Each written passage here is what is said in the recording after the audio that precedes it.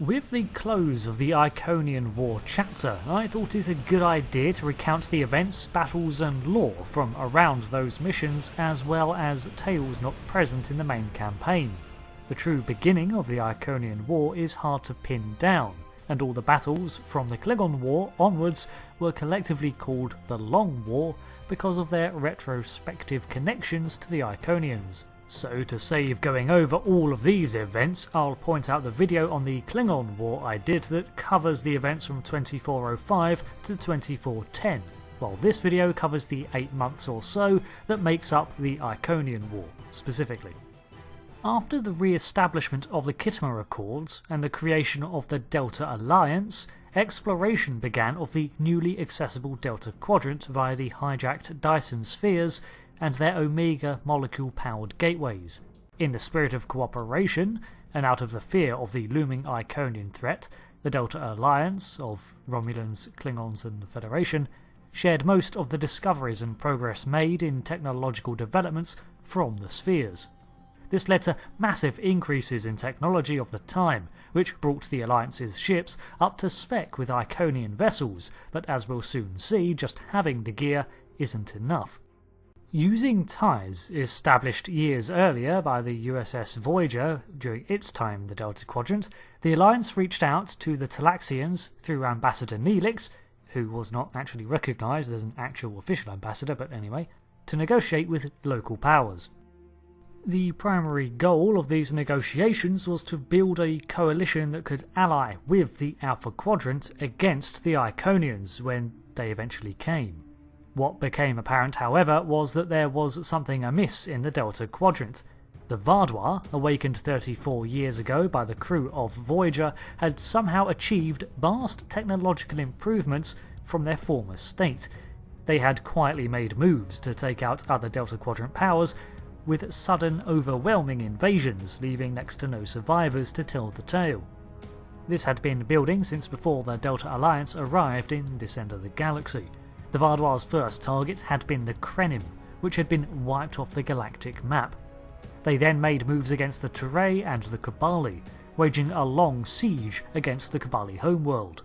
Starfleet had offered to advise the Kabali, unfamiliar with warfare tactics in general, in their struggles against the Vaadwaur, something that didn't go unnoticed by their leader, Gaul. He reached out to the Alliance to discuss terms, but this proved to be a sham negotiation.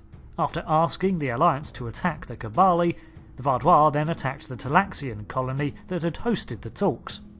Out of desperation to unify the Quadrant, the Alliance allied with the Kabali against the Vaadwaur in earnest. Alongside the Kabali, there were overtures made to the Hazari, the Benthan, the Turay, the Octanti, the Hierarchy and even the Kazon. Most of these species required convincing of the Iconian threat, but were agreeable to fighting the Vaadwaur. Except the Kazon, they were still mad at Voyager. Although the Federation had to infiltrate the Hierarchy in order to introduce information into their mainframe that indicated the severity of the Vaadwaur threat, but the result was that the Hierarchy lent their intelligence network to the Alliance. Around another month of conflict passes on Kabali Prime against the Vaadwaur, but it's eventually discovered that Kabali Prime was settled over a vault of cryogenically preserved Vaadwaur. This was the reason for the Vaadwaur's continued attack and lack of orbital bombardment on the Kabali home planet. This introduced a bit of complication to the Delta Alliance, but it was reasoned that the Vaadwaur were being too aggressive to really stop. At no time had they attempted to negotiate, so now the Kabali were too afraid to release their unintentional hostages, and the Vaadwaur were hell-bent on driving out the Kabali. Things complicate even further during a mission in the Orlesius cluster, and the Republic vessel, the Lasset, is boarded by the Vaadwaur forces. During an attempt to repel them, the crew engaged an unusually resilient and powerful Vaadwaur overseer, who had to be thrown into the Lasset's core to neutralise him. Further investigation led to the infiltration of a Vaadwaur bunker on Cartella, and the discovery that their leadership was under the influence of the parasitic alien, colloquially called the Bluegills. These aliens were the same ones that had attempted to take over Starfleet in 2364. Upon discovering this, a Vaadwaur of some rank named Eldex revealed that not all of the Vaadwaur were aware and promised to contact the Alliance if and when he unveiled more. This provided much more evidence in support for the Alliance, who then continued to try to recruit more member species to its cause. The Benthan Protectorate had already been combating the Vaadwaur, so they required little convincing, while the Octanti had to be placated by dealing with some Borg issues first, and the Hazari were mercenaries that were paid off, but the Turay were hesitant to assist because of their defence pact with the Voth. Nevertheless, they did render some small aid every now and then. Basically, it took a lot of backroom dealing, exchanges of information and promises, but the Alliance eventually formed a rather sizable pact as they were very aware that time was running out. They were hoping that by bringing people together against the Vaadwaur, they would remain united when the time came to fight the Iconians. Eventually, Eldex's promise to uncover more on the Bluegills came back when he arranged a mission to expose the Vaadwaur leadership during a rally under Gaul. In disguise, Alliance agents made it to the speech and exposed the Bluegill infection among the leadership. However, it was not enough to completely dissuade the Vaadwaur from war. It did, however, cause a schism that Eldex used to rise to power, and it began a civil skirmish. This created an opening the Alliance had needed, and eventually the Alliance managed to push the Vaadwaur back to their homeworld, and a ground invasion took place where Gaul was eventually killed. This led to several more discoveries, however, the first of which was that Gaul had not been infected by a Bluegill himself, and the second was of an Iconian communications sphere in Gaul's possession. This answered just how the Vaadwaur had come into such technology. Gaul had been communing with the Iconians, and they had provided him with new ships and tech if he did some favours for them, such as attacking the Krenim first. Tracing back the subspace signal, the Alliance found an Alachi outpost in subspace and launched a surprise attack. On board they found not only the fungal Alachi, but Solanae and tanks upon tanks of Bluegills. It was discovered that all three of these species were allied to the Iconians and operating as their proxies in destabilising the quadrants. Just as the Klingon War and Species 8472 had been machinated by the unseen puppet masters in the Alpha Quadrant, so too had the Vaadwaur been another tool of the Iconians. What's more, a third revelation came with the rescue of disgraced former Empress Seela from the Alachi facility, who had been amassing as much information as she could on the Iconians and their allies since her disappearance. She was taken into Starfleet custody for questioning before being transferred back to the Romulan Republic to answer for her war crimes. She escaped captivity rather quickly, however, by brainwashing a Republic officer and joining back up with her contacts in the Star Empire once again. Seela then investigates the Hobus system, seeking to learn more on the Iconians, which draws the attention of Starfleet intelligence officer Van Zyl. Van Zyl, however, had been compromised by a Bluegill and was attempting to disrupt Seela's plans, suggesting that her knowledge was a legitimate concern to the Iconians. Seela informs Starfleet that the Iconians cannot time travel, and as such it's the one area of technology that they are deficient in. This would also help explain why they attacked the Krenim through the Vaadwaur. Alliance officers temporarily ally with Seela to see her mission completed, which in turn takes the team to the Andromeda galaxy via an Iconian gate. This is the main base of the surviving Iconians, a Dyson sphere encompassing an entire system, and it is completely filled with Herald ships, Iconian forces. This invasion from the Alliance allows the team to snag some data, but the entire Dyson sphere jumps through a gateway to the Alpha Quadrant. The emergence of this new Dyson sphere, which encompasses the Iconia system, marks the beginning of active hostilities against the Iconians, the beginning of their invasion proper. It becomes apparent very quickly that standard tactics don't count for much against the Iconians, as they are capable of generating gateways to practically wherever they want. So defensive lines can be bypassed and fleet size estimates are useless when a single Herald vessel can call in the entire fleet as reinforcements from anywhere.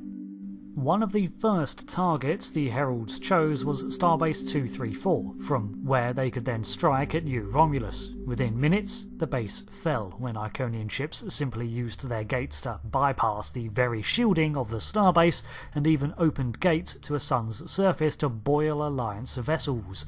It was a massacre, and soon New Romulus was besieged by Heralds. It becomes apparent that the Iconians are attempting to learn of the location of a preserver archive, which was being studied by Starfleet, so in order to protect the galaxy's first humanoid species, the Alliance moves to the Linas system.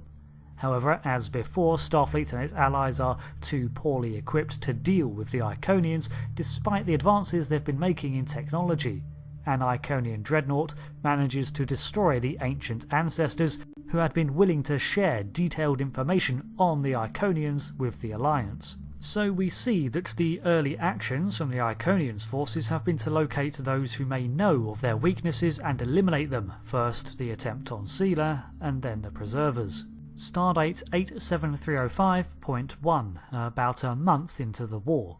Admiral Jorrell Quinn, the C&C of Starfleet, meets with Captain Tom Paris, who has recently taken voluntary demotion from Admiral to better suit his talents. The meeting discusses the lack of effective countermeasures that the Alliance has come up with to counter the Herald tactics. Paris gets permission to create the Delta Flight Squadron, an elite wing of ace pilots drawn from the unwanted or unruly members of the Alliance. As it was a low investment of manpower and ships, it was greenlit and met with surprising success. Delta Flight is deployed to destroy a subspace machine that was creating a pocket of space that the Solanae could safely inhabit.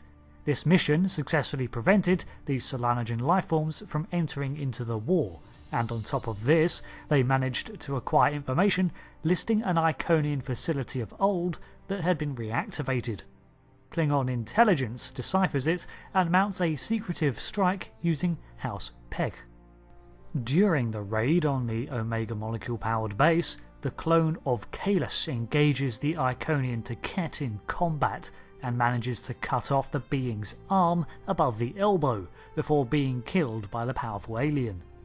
An enraged Taket returns to meet with its fellows, namely Lemiran, and points out the damage that mortal races have done to it. Lemiran is still advocating a softer approach to Iconian domination, fascinated by the mortals and not wishing to reduce the galaxy to cinders. A Ferengi called Quen comes into possession of a Krenim device, which Starfleet sends Captain Nog of the Chimera to get hold of. This leads the Ferengi captain to the Delta Quadrant's Kayana system, where it is discovered that one Krenim colony has survived its encounter with the Vaadwaur, by time-shifting the entire planet to hide it. Now they remain hidden, even from the Iconians. Realising the significance of this discovery, the Alliance agrees to provide the resources for the Krenim to develop a temporal weapon, as designed by the scientist Anorax. Because of the conclusion of the Year of Hell, Anorax never fully deployed the device, but his designs remained. A man called Noye continued said research. Nog is appointed to oversee the Krenim project, and 7 of 9, alongside scientists from the other Alliance powers, all combine their research with Noye's to run projections on the best targets for the temporal weapon. In order to draw attention away from the Krenim project, House Peck runs a number of diversionary strikes to give the Alliance the needed time by drawing the Iconians away from the Delta Quadrant. Projections from the Alliance at this time show that they are failing to win at this rate. They also relocate no small number of critical operations to the Kayana system, as it remains hidden from the Iconian scans, making it one of the few safe locations left to the Alliance. Not wishing to hedge all its bets on the temporal weapon, it's decided to mount a full offensive on the Iconia system Dyson Sphere before the Alliance doesn't have the resources to try. The operation amasses well over 1,200 ships from Starfleet, the KDF and the Romulan Republic, as well as some other able-bodied assistance, and the attack is made.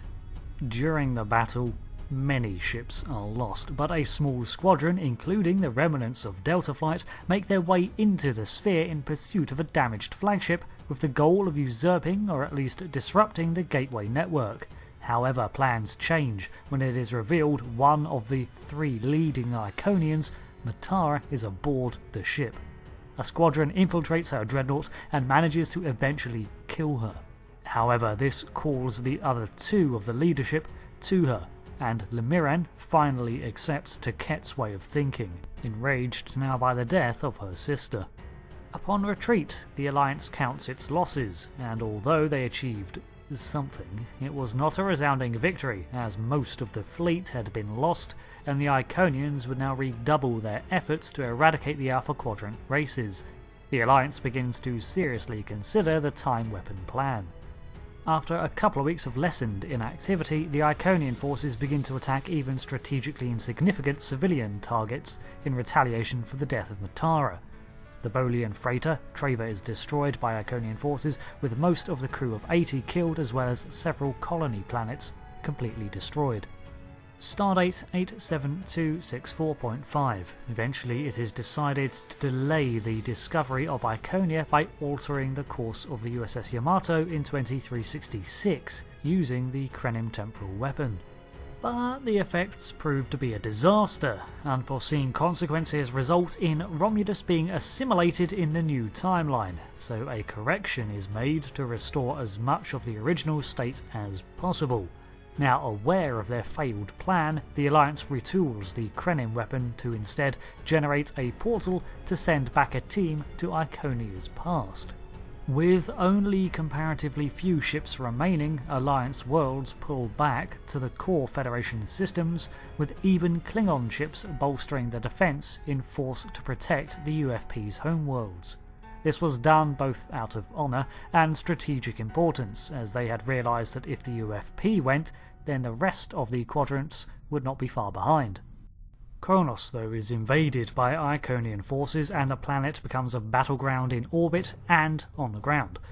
The Great Hall is all but destroyed, however the Klingons hamper the invasion long enough to drag out the battles until the end of the Iconian War several weeks later. Stardate 87327.8, 6 months into the war proper, 8 if you include the Vaadwaur.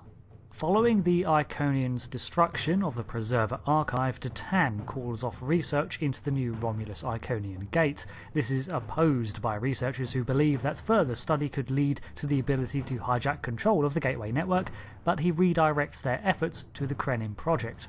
As the time weapon nears completion, the Iconians attack Earth, and the final battle begins. Many consider it to be a last stand, aware that the Iconians mean to eradicate them all.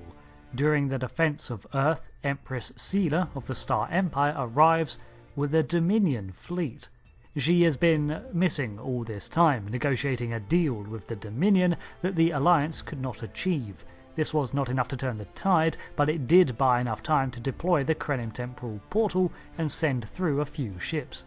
Arriving 200,000 years ago, a team including Empress Sela and Klingon Commander Kagran observe the fall of Iconia from first perspective.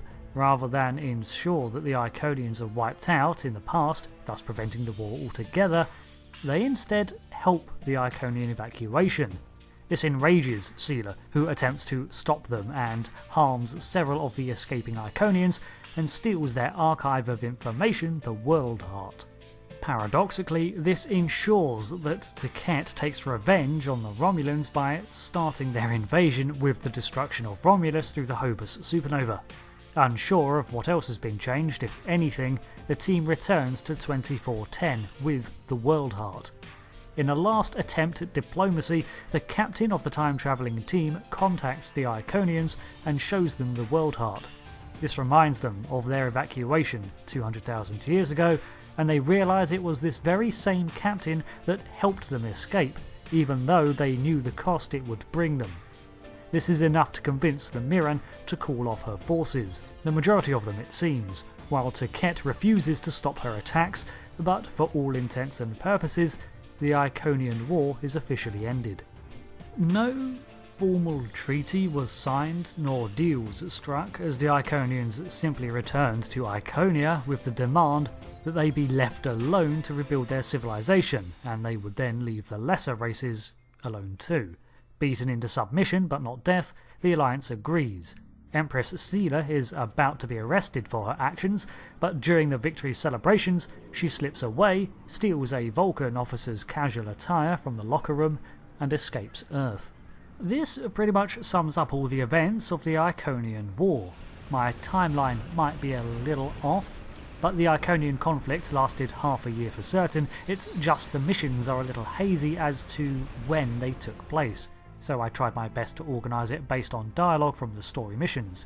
And if you want more detailed breakdowns of the lore, there's the entire playlist on my channel of course, as well as the Tales of War on the official website. It's a very messy period of Starfleet's beta canon history, but it makes an excellent setting for a game, and on top of this it ended through an act of compassion, which considering everything that was lost was immeasurably huge.